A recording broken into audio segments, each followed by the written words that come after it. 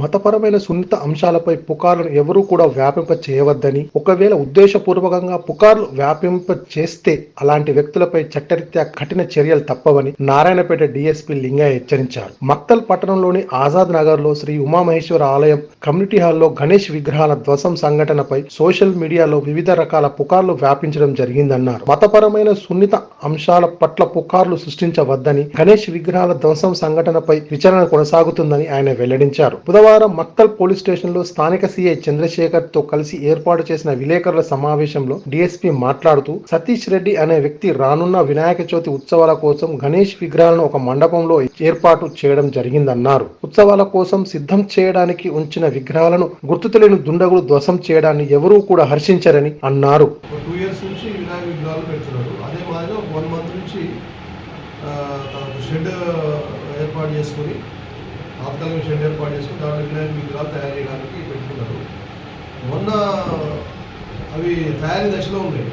Next సెప్టెంబర్లో ప్రదర్శిస్తారు. ఇంకా దానికి కలర్ ఇవ్వాలని కూడా ఏం లేదు. ఇంకా తయారీ దశలో ఆయన చేస్తున్న క్రమంలో కొన్ని విగ్రహాలకు మొన్న 14th నాడు ఆయన పని చేసుకొని ఇంటికి వెళ్ళిపోయిన తర్వాత నెక్స్ట్ 15th నాడు మార్నింగ్ వస్తే కొన్ని విగ్రహాలు చేతి వేళ్ళు, తర్వాత ఈ తొల్లెము, తర్వాత చేతులు ఇలాంటివి కూడా కొన్ని డ్యామేజ్ అయి ఉన్నాయి, అంటే వాటిని విరిగిపోయి ఉన్నాయని చెప్పేసి కాంప్లైంట్ చేయడం జరిగింది కదా. దాన్ని చేస్తే మేము దాని ప్రకారం మేము కేసు నమోదు చేసుకున్నాం. ఆల్రెడీ గుర్తైన వ్యక్తులు ఎవరో వచ్చేసి మాకు వీటిని డ్యామేజ్ చేశారని కాంప్లైంట్ ఇచ్చారు. దాని మీద ఆల్రెడీ కేసు రిజిస్టర్ అయింది మొత్తం పోలీస్ స్టేషన్లో. దీనికి సంబంధించి మేము ఏంటంటే విచారణలో అతను చెప్పిన సస్పిషన్ ఏంటంటే, గతంలో మా దగ్గర రాజస్థాన్ వాళ్ళు పనిచేసేవాళ్ళు పనిలో పెట్టుకున్నా నేను. అది కాకుండా ఈ సంవత్సరం నేను ఈ విగ్రహాలు తయారు చేయడానికి నేను రాయలసీమ వాళ్ళు పెట్టుకున్నా.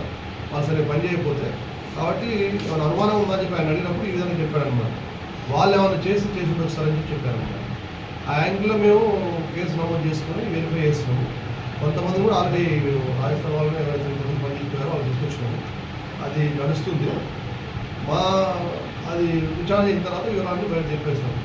దీంట్లో ఏంటంటే ఎవరైనా కానీ అంటే కన్ఫర్మేషన్ లేకుండా వాళ్ళకు తోచిన విధంగా